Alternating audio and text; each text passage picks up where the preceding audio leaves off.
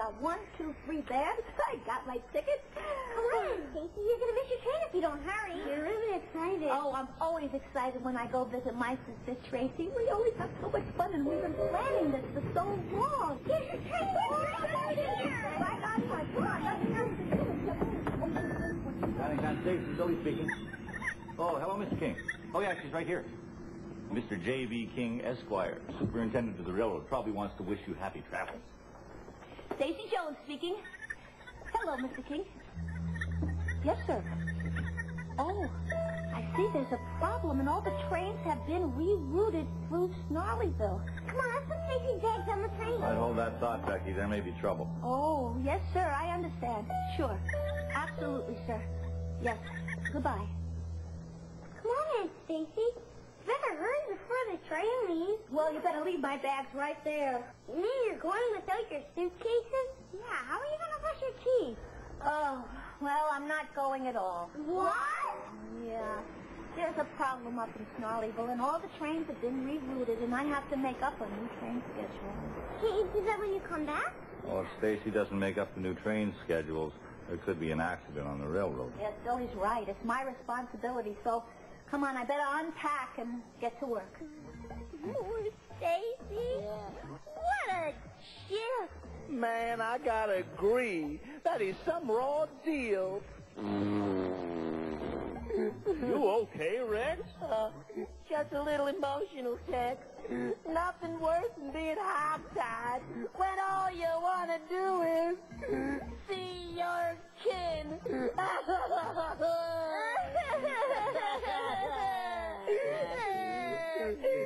It's so sad.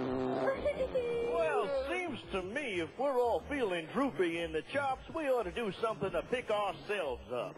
Like what? Well, what about... A party. We could have a party. Chirp Aunt Stacy.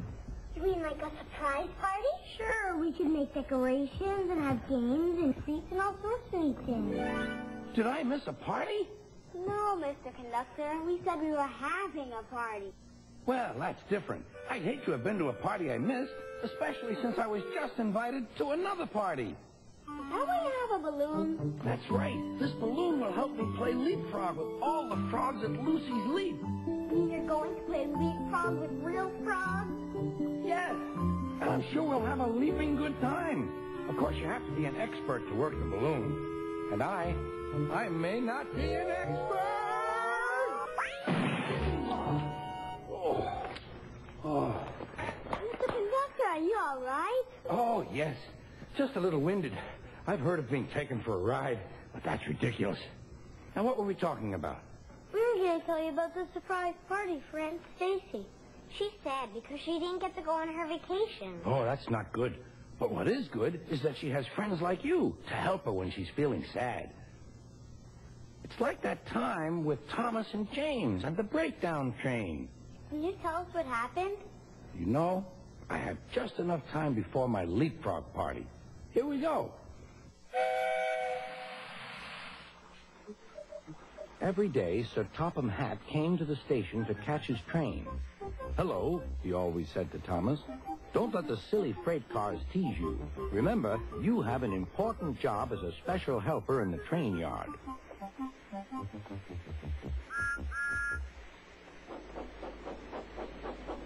There were lots of freight cars, and Thomas worked very hard pushing and pulling them into place. There was also a small coach and two strange things his driver called cranes. That's the breakdown train, he told Thomas. The cranes are for lifting heavy things like engines and coaches and freight cars. One day, Thomas was in the yard. Suddenly, he heard an engine whistling. Help! Help! A freight train came rushing through much too fast. The engine was James, and he was frightened. His brake blocks were on fire. They're pushing me! They're pushing me! He panted. On! Laughed the freight cars, still whistling, help! Help! Poor James disappeared. I'd like to teach those freight cars a lesson, said Thomas the tank engine. Soon came the alarm. James is off the line. The breakdown train. Quickly. Thomas was coupled on, and off they went.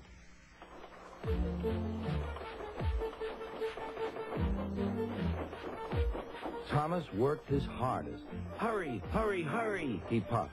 He wasn't pretending to be like Gordon. He really meant it. Bother those freight cars and their tricks. I hope poor James isn't hurt.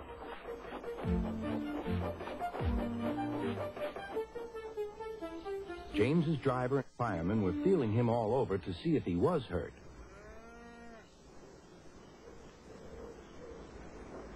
Never mind, James, they said. It was those silly freight cars and your old wooden brakes that caused the accident. Thomas pushed the breakdown train alongside. Then he pulled away the unhurt freight cars. Oh, dear, they groaned. Serves you right, puffed Thomas.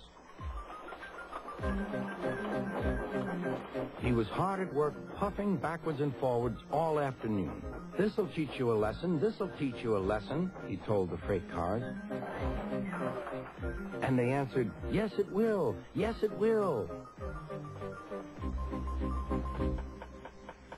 They left the broken cars. Then, with 2 cranes, they put James back on the rails.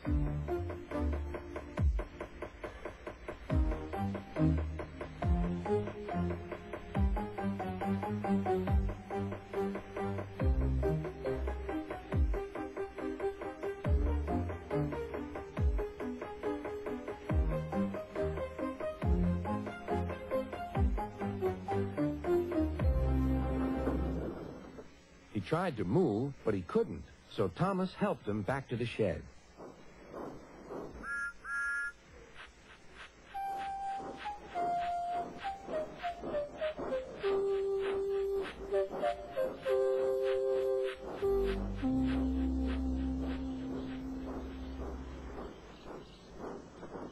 Sir Topham Hatt was waiting anxiously for them. Well, Thomas, he said, I've heard all about it, and I'm very pleased with you. You're a really useful engine. James shall have some proper brakes and a new coat of paint, and you shall have a branch line all to yourself. Oh, thank you, sir, said Thomas. Now Thomas is as happy as can be. He has a branch line and 2 coaches called Annie and Clarabelle. He puffs proudly backwards and forwards with them all day.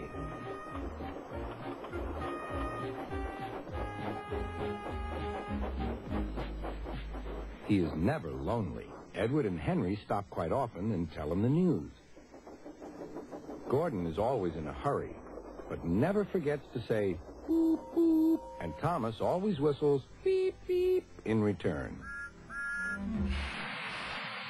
So you see, everyone needs help sometime, whether it's an engine who needs help over a bump or a friend in a bit of a slump. Which reminds me, it's my turn to jump.